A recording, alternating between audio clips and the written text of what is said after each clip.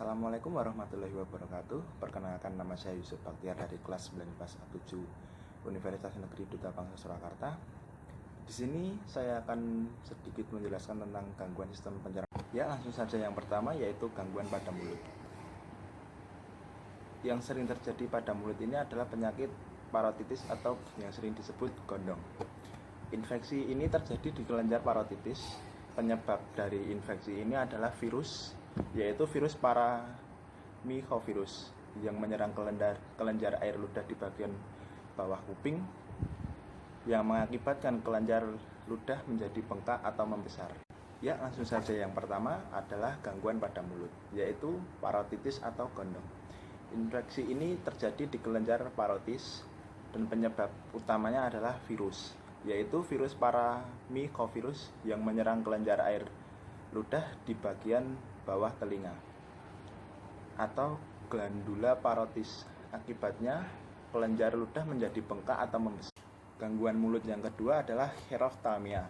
Herophthalmia adalah gangguan produksi air liur sehingga air liur yang diproduksi hanya sedikit. Kondisi mulut yang kering membuat makanan kurang tercerna dengan baik. Penyebab penyakit ini adalah gangguan pada pusat ludah, syaraf pembawa rangsang ludah, atau perubahan komposisi elektrod ludah. Penyebab lain, rasa takut atau cemas, depresi, tumor otak, obat-obatan tertentu, penyakit kencing manis, gagal ginjal, dan penyakit radang selaput otak. Dan masih banyak yang penyembuhan penyakit parotitis. Penderita harus banyak istirahat dan tidak makan makanan asam atau yang banyak mengandung unsur pedas atau asam yang dapat membuat rasa perih terhadap mulut.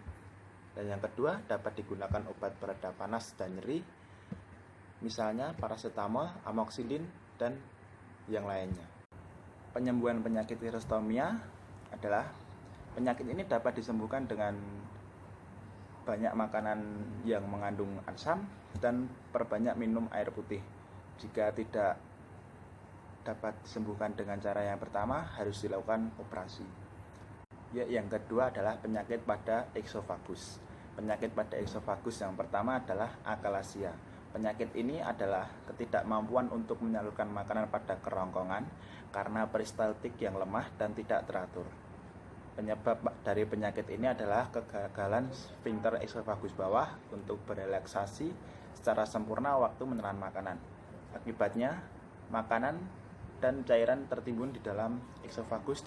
Penyakit pada eksofagus yang kedua adalah esofagitis.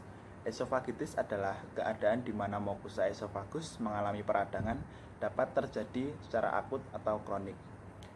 Penyebab dari penyakit esofagitis adalah reflux gastroesophageal atau keadaan yang ditandai dengan mengalir kembali isinya asam lambung dari lambung ke eksofagus.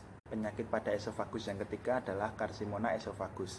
Karsinoma esofagus adalah pertumbuhan ganas dari sel-sel epitel yang cenderung menginfiltrasi jaringan sekitar esofagus dan menimbulkan metastasis atau penyebaran tumor atau kanker pada saluran esofagus. Mayoritas tumor pada esofagus adalah tumor ganas. Kurang dari 1% itu adalah tumor jinak. Dari tumor ganas, 60% adalah dari jenis kanker yang berasal dari lapisan tengah epidermis yang tersebar merata pada seluruh esofagus. 40%-nya adalah kanker yang terbentuk di bagian kelenjar penghasil mukus atau yang biasanya ditemukan pada esofagus bagian distal atau bawah. Penyakit pada esofagus yang keempat adalah gastroesophagus reflux. Penyakit ini adalah peristiwa masuknya isi lambung ke dalam esofagus atau merupakan aliran balik isi lambung atau duodenum ke dalam esofagus. Baik orang dewasa ataupun anak-anak akan mengalami penyakit ini. Reflux yang berlebihan dapat terjadi karena sfinkter esofagus tidak kompeten atau gangguan motilitas makanan. Penyakit ini, kekambuhan reflux tampak meningkat sesuai penambahan usia dari orang yang terkena penyakit ini. Yang ketiga adalah gangguan pada lambung. Gangguan pada lambung yang pertama adalah gastritis atau radang akut pada dinding lambung.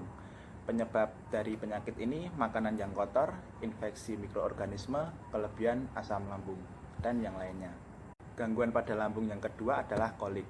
Kolik adalah rasa sakit pada saluran pencernaan akibat penyumbatan saluran pencernaan.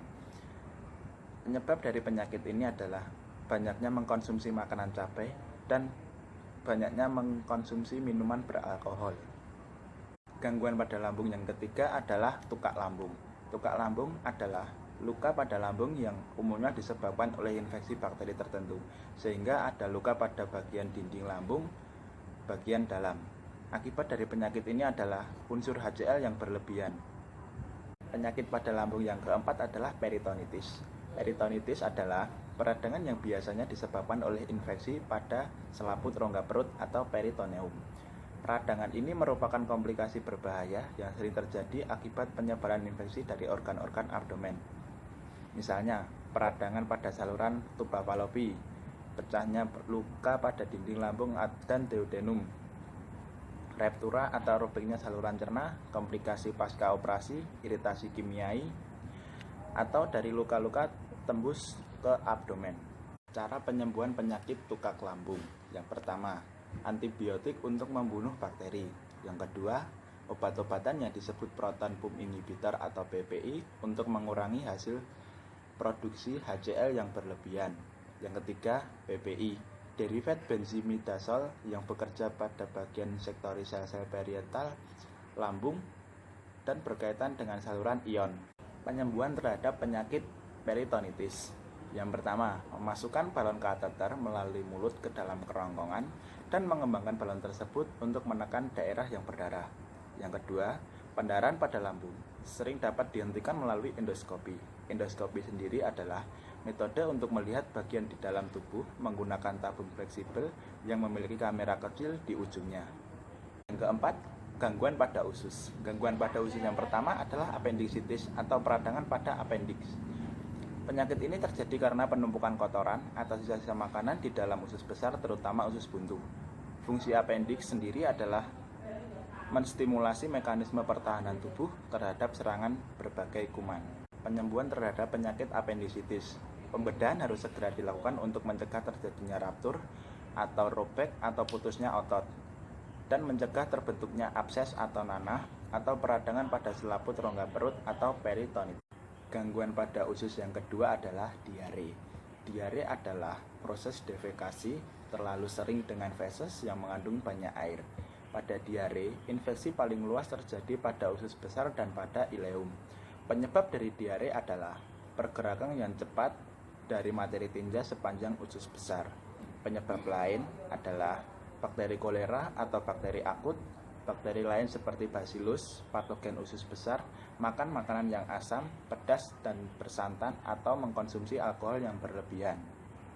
Gangguan pada usus yang ketiga adalah sembelit atau konstipasi. Sembelit adalah defekasi berlangsung lambat karena usus besar mengabsorpsi air yang terlalu banyak, sehingga feses kering dan keras. Penyebab dari sembelit adalah kebiasaan buang air besar yang tidak teratur, dan kurangnya minum air putih, kurangnya makanan yang berserat seperti sayur dan buah. Pencegahan dari sembelit adalah dianjurkan untuk buang air besar teratur setiap hari dan banyak makanan sayuran dan buah yang banyak mengandung serat. Penyembuhan terhadap penyakit diare, yaitu pemberian oralit pada penderita 3 kali sehari. Dan jika tidak ada perubahan, maka bawalah ke dokter untuk pemeriksaan lebih lanjut. Penyembuhan penyakit sembelit. Yang pertama, makan makanan yang mengandung serat tinggi seperti sayur dan buah-buahan. Dan yang kedua, memberikan suplai obat kepada penderita. Gangguan pada usus yang keempat adalah ambeien atau wasir.